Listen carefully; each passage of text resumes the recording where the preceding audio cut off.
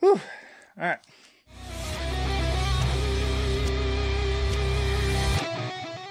What is up, metal and heavy music fans? It's Flight of Icarus again with MetalTrenches.com, and today we are talking about Between the Buried in Me and their new album Colors 2 via Sumerian Records.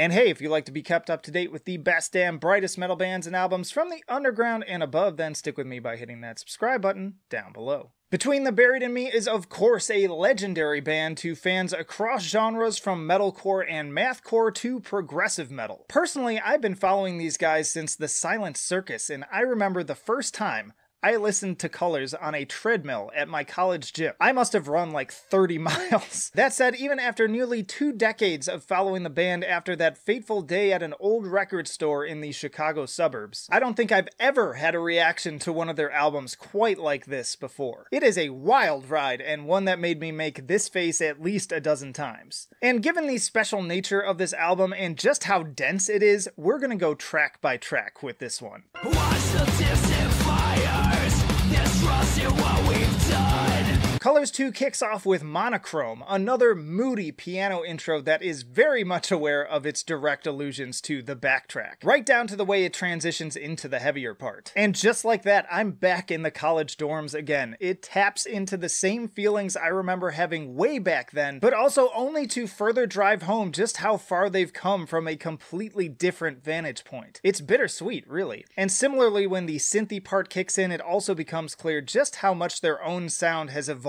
over time. This band and we've grown together, and we've seen some shit along the way. It's really the perfect way to kick things off with the perfect balance of nostalgia and ever forward-focused thinking. But the comparisons to past works only continue with the double helix of Extinction. This one feels like they are doubling down into their most harsh and aggressive side, more so than I think I've heard in nearly a decade. The opening portion of this song is every bit as intense as the heaviest parts of Alaska and the Silent Circus, but once more with all of the fun, proggy bells and whistles of the Coma Ecliptic on top of that. I'm also loving the bass-heavy interlude, punishingly techy guitars, and the big, bombastic symphonic additions towards the end. It also wasn't until several listens in that I picked up on the very subtle air horn that makes an appearance during the kind of tribal drumming part. This transitions quite nicely into the 9+ minute revolution in Limbo, which was among our first tastes of this album. This is such a fantastic single with so many great memorable moments across its lengthy runtime. But in particular, I am enamored with the very subdued, enslaved sounding synth part. Man, what a sick collab that would be, am I right? And that undeniably infectious vocal hook that you cannot not sing along to.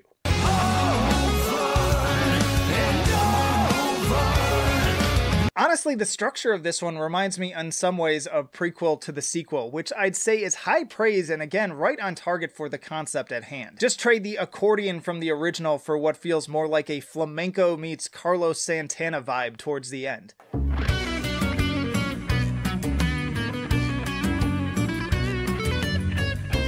Then we get first big single and video for the album, Fix the Error, which just may be one of the most batshit things that the band has ever written. From the funky opening bass solo to the Hammond organ and cowbell, this is an absolute circus sideshow of a song. That opening sounds like something out of a church scene from a 90s comedy movie a la Friday or Tyler Perry. Or maybe like the Blues Brothers?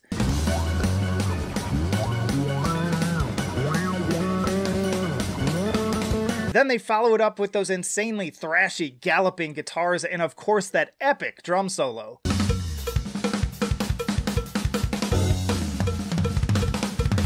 I really hope that I get the opportunity to see that shit live. I'd call this one kind of a mashup of like Highway Star with Mr. Bungle, but then also with some serious headbanging moments right down to a blech that would make even Sam Carter blush.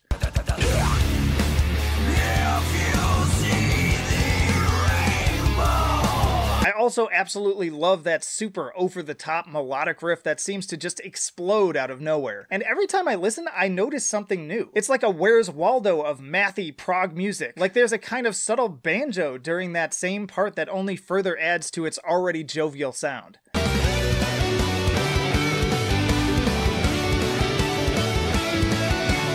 Never Seen Future Shock is the second longest song on the record and continues to shake things up with a folky hoedown kind of thing, and then a very Queen-sounding guitar solo before really opening up in the final third. That bassy interlude also kind of reminds me of Backwards Marathon off of Alaska. You definitely hear a major shift here from those playful vibes to a much more thoughtful, introspective one by the end. And it's just so impressive to just capture that whole scope of emotion that this band is capable of in such a short span of time. But really, we're only just getting started with the double take moments as the weirdness comes back around real soon. Stare Into the Abyss largely picks up in the same meditative space, quite literally sounding like the sonic equivalent of floating in a sensory deprivation tank. Only, except for the sound part, I guess. But this slowly ramps up the intensity once more into Prehistory, a song that I could only initially describe with 2 words. Very Irish. No, like seriously, the acoustic part on this one is definitely enough to make you want to dance a jig, and you'd better believe I had another very visible reaction to that. I think there's a fiddle in the mix too, but it could just be my imagination. Think Flogging Molly and Dropkick Murphys, but with a prog twist. Also, cartoon sound effects? The megaphone makes a return from previous albums. Another super psychedelic bass solo. It's like a bad trip that I had to keep re-listening to make sure I didn't just make it up in some fever dream. Obviously, the original Colors as well as later albums incorporated these same types of oddities as with the scat part on Son of Nothing, but here these are taken to an entirely new level. Bad Habits is also pretty wild, kicking off with a hypnotic duo of more classic prog synths and guitars circling above the listener like flying saucers in the sky. Lots of great rock and roll on this one too, with some fantastic bluesy soloing that feels so freeform and organic. But what really turned my head on this one was when the Danny Elfman chorals kicked in after the abrupt switch back to death metal.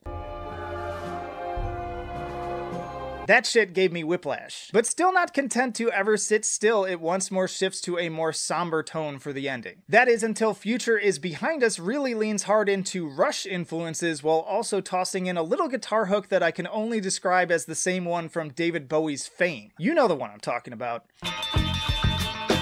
Oh, and there I go again. Oh, fuck's sake! Hey, fucking amazing track though. Totally worth the chronic neck pain. There's also a surprise breakbeat followed up shortly by that classic Ferris Bueller's Day Off chicka chicka.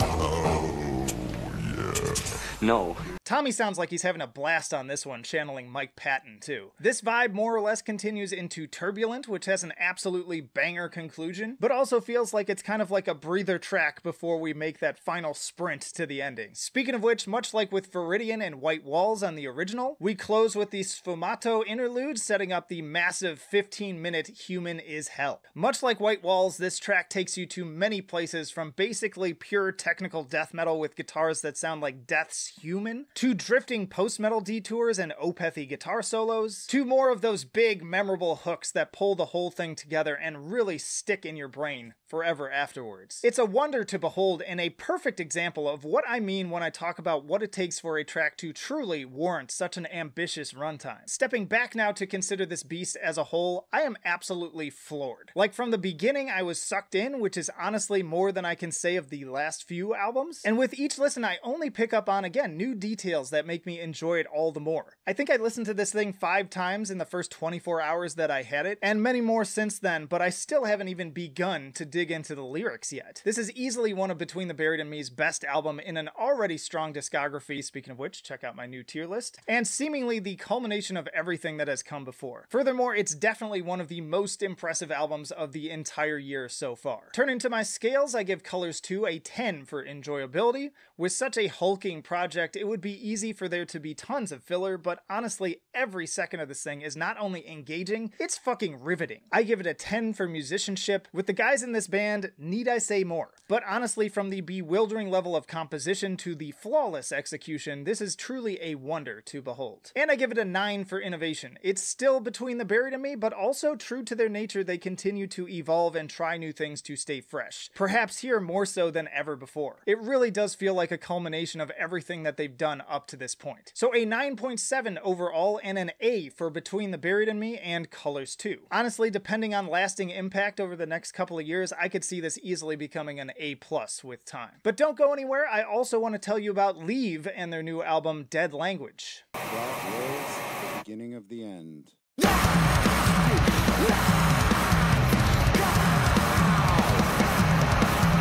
Leave is a New York band that I've been quietly repping for some time now. Vocalist Dan listed Glassjaw and early Norma Jean as influences, though the vocals are more on the heavy side with both high screams and death metal growls that kind of remind me of Zao. If you ask me, it's more of a cross between that, Loathe, and also Meth in how it fuses the more aggressive elements with its thick atmosphere.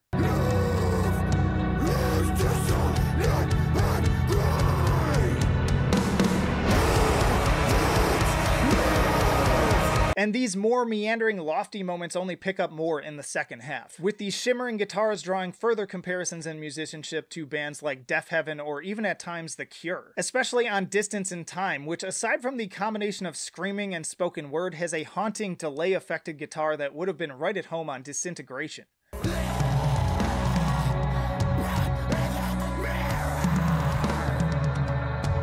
But you know me, I'm all about those crusher moments, so my personal favorite track has to be The Serpent's Smile. Especially after the more subdued outro of No Longer Satisfies, the eruptions of distortion that I played at the top are absolutely punishing. Further punctuated by some clever dynamic shifts in the songwriting that really keep you on your toes. This is a great album, and at just under 30 minutes is a brisk but deeply rewarding listen that you definitely should not miss. In particular, you can pick it up on Bandcamp and Spotify. Y'all let me know down in the comments, what did you think about this? What's your favorite Between the Buried and Me album? Be sure to check out the tier list like I said. And don't go anywhere because I got plenty more videos coming up after this one. They're probably popping up on screen right now. You can also chat with me on the Discord with several other metal YouTube creators. And support me on Patreon. But that'll do it for now. Flight of Icarus signing off. I will see you in the trenches.